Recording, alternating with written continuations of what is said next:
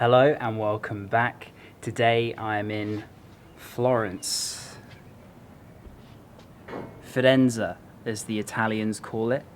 And I've got this incredible view here from my balcony of the red tiled rooftops and Renaissance buildings. The place I'm staying is called SOGGIORNO PITTI. I'm going to do a quick room tour before I jump into the video.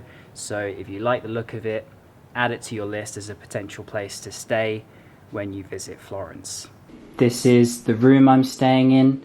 I'll leave the link in the description. You can see the Tuscan styled room and the ensuite.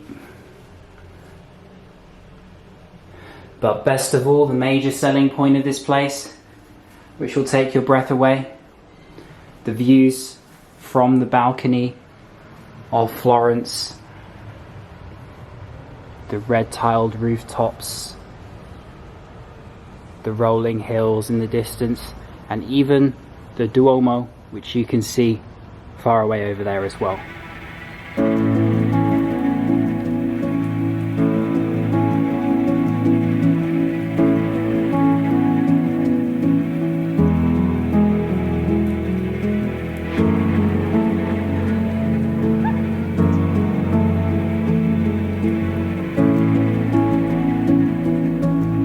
First views of Florence, and SOGGIORNO PITTI sits right in front of Palazzo Pitti, which was a palace for the city's rulers for many centuries, but now it just houses some jewelry, art and other showrooms.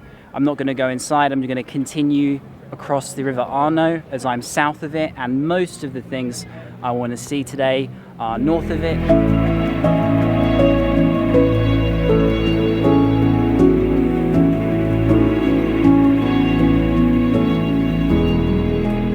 So I'm now about to cross the Ponte Vecchio, which is the oldest remaining bridge in the city, the only one that wasn't destroyed by the Germans in 1944 when they fled the Allied forces when they were here in Florence. And it dates back all the way to the 14th century and has been a really important crossing point for the two sides of the Arno River for centuries.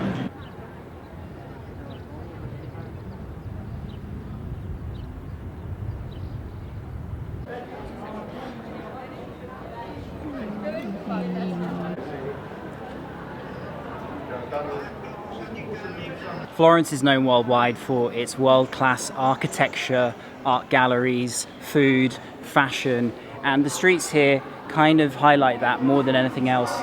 There's all these amazing old buildings with stone built into them still, and yet inside the interior is all these modern fashion houses, and the contrast is really tastefully done, I have to say.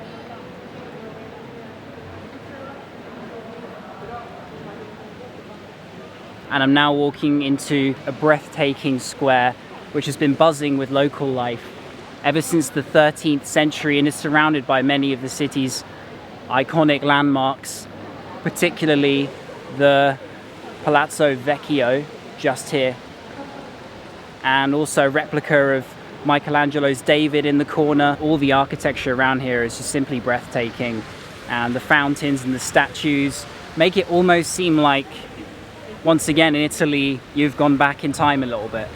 Since 1314, the imposing Palazzo Vecchio has been the fortress palace of the city's government, but today only the mayor and council hold offices there.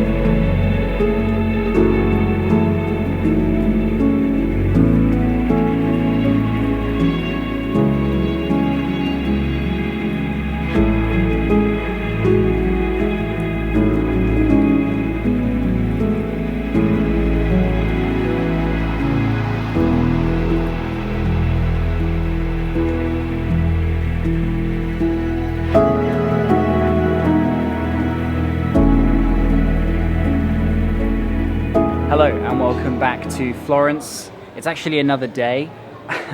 I got some dinner last night after visiting the square, and then it got really dark, and then I decided in the end to just carry on today. So I've only walked a little bit on from the square I was in yesterday through this alleyway, and I just had lunch in this incredible place behind me called Osteria Buongustai, which I probably have just slaughtered the name of.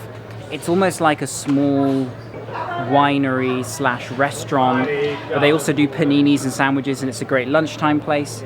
So it's very affordable. I just had a truffle pasta. I've never tried truffle before. I thought it would be interesting to taste. And now I'm going to head on towards the Duomo.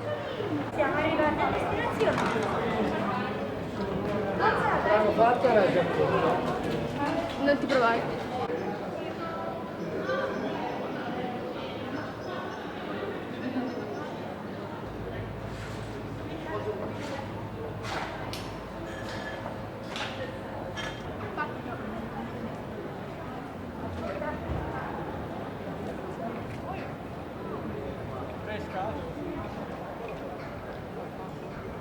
Wow, that is incredible.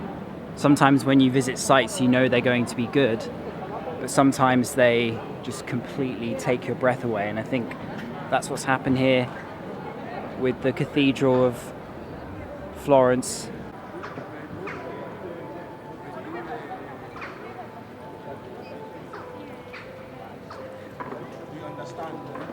Florence's iconic Renaissance landmark started to be built in 1296, but took 150 years to be completed. It's actually properly titled Cathedral di Santa Maria del Fiore, but most people know it as the Duomo, which just translates to cathedral.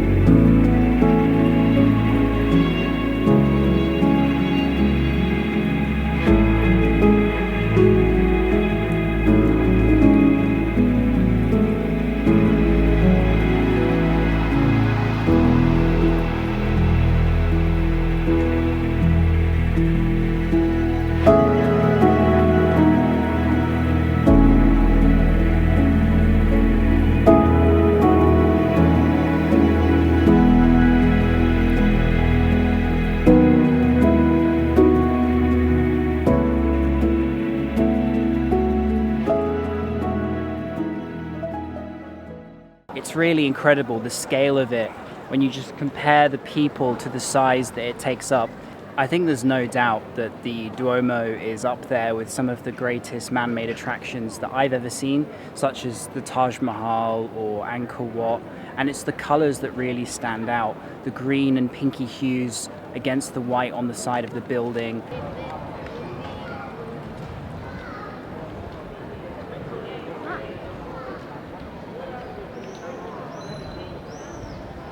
It's free to enter the cathedral itself, but to go up to the dome, bell tower, inside the crypt and baptistry, then it's 18 euros.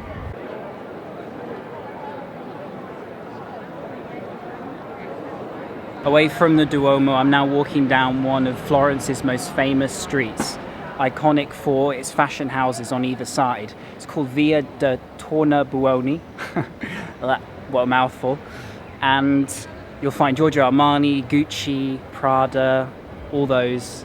If you're particularly interested in fashion, then of course this is the place to come and just have a look in all the different exclusive stores of the city.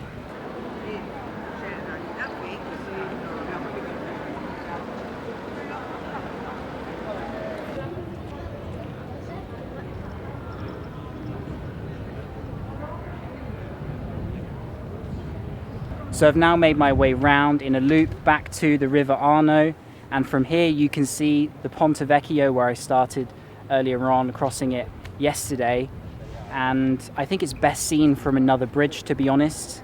You can really soak in and appreciate how nice it is from here rather than when you're actually walking across it. And you can also see lots of Florence from this other bridge too, and it's less crowded. As the other one, you'll be struggling in the middle bit for views when everybody's competing for pictures. So a good idea to come here. I'm going to visit one more place before I wrap up things today.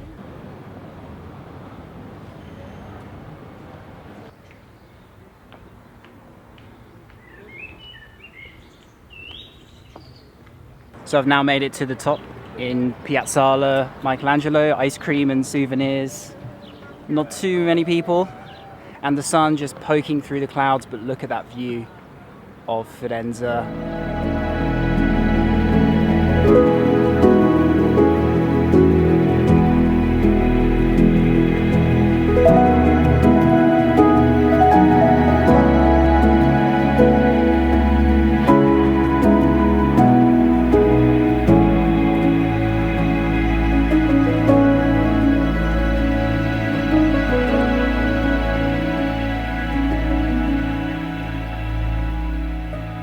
The lower the sun gets, the better the sunset, and the more it's casting amazing light onto the city.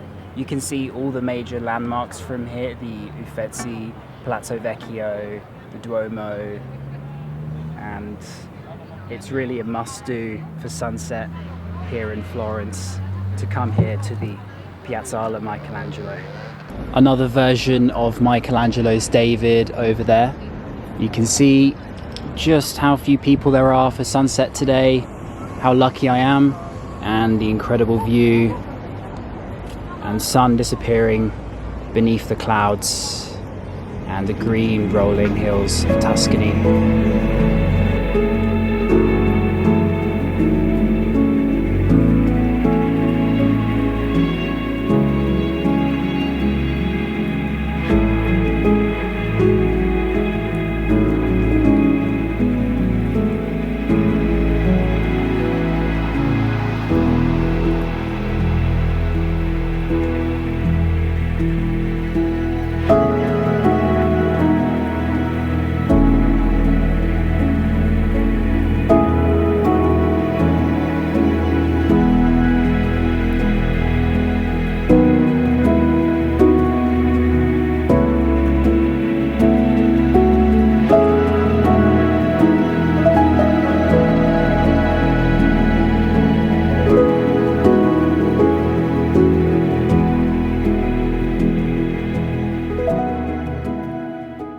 Before ending this video, there are two world-class art galleries in Florence that I want to highlight. The first is the Uffizi Gallery, which has long been home to what is probably the greatest collection of Italian Renaissance art. There are paintings from famous names such as Botticelli. There's an unfinished painting from Da Vinci amongst some of his other work. Michelangelo's Doni Tondo, which still looks like it was painted yesterday, and some particularly fascinating work from my favourite artist of the lot, Caravaggio. The gallery spans from ancient Greek and Roman sculpture to the medieval period to the Great Renaissance age, in which artists native to the city of Florence flourished. It's a decent length and will take an entire morning or afternoon to cover everything. The second of the two galleries is the Galleria DELL'ACCADEMIA. Visitors go here mainly for one reason only, and that's to see Michelangelo's great wonder and one of the world's most iconic masterpieces of sculpture, David. Sculpted out of a single block of unwanted marble, I was personally mesmerized by this incredible piece of work. You can see all of the subtle details, his tiny muscles, the small veins in his arms, the change in his expression as you move around the statue. This is, of course, the original David, and as I mentioned earlier on in the video, there is a replica standing today in front of the Palazzo Vecchio, where this one once stood back in 1504. There are some other sculptures and paintings within the Gallery DELL'ACCADEMIA which do not take long to see. There are numerous other museums in Florence. A few quickly worth mentioning are Gucci Garden, the original home store of the quirky Florentine fashion label, Museo Galileo, a science museum based on the history, the Bargello National Museum, and also the inside of Palazzo Pitti. So that's all. I hope you enjoyed this small tour of Florence. Next up is a video combining the two small and historical Tuscan towns of Pisa and Siena. So join me then, and I'll see you next time. Peace.